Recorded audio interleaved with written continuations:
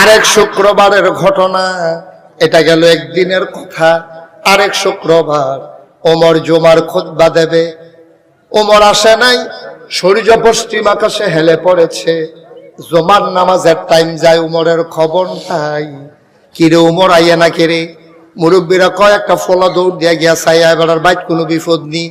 এক যুবক দিছে দৌড়, দৌড়াইয়া গিয়া দেখে ওমর বাড়ির সামনে খোলা আকাশের নিচে দুপুর বেলা বৈশা রইছে।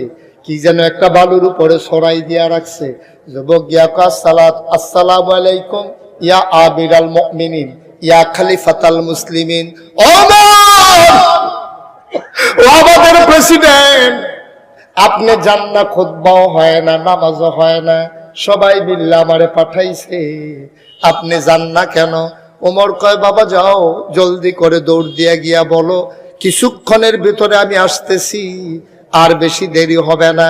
এই কথা বলার পরে ওই যুবক দৌড়ে চলে গেছে।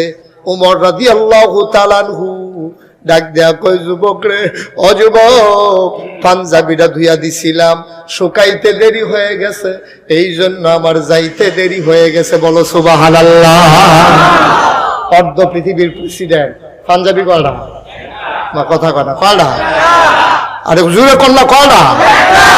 অর্ধ পৃথিবীর প্রেসিডেন্ট পাঞ্জাবি একটা, এটারে ধুইয়া দিছে, হুগায় না দেখা যাইতে দেরি হইছে। আর আমার কয়টা? আমার কয়টা? আমারটি আমি জানি না। অর্ধ পৃথিবীর প্রেসিডেন্ট, জান্নাতের সুসংবাদ প্রাপ্ত মানুষ, নবীজি যার ব্যাপারে কইছে, উমর রে, আমার পরে নবী নাই, যদি নবী থাকতো তুমি উমর আমার পরে নবী হইতা। সুবহানাল্লাহ বলতো।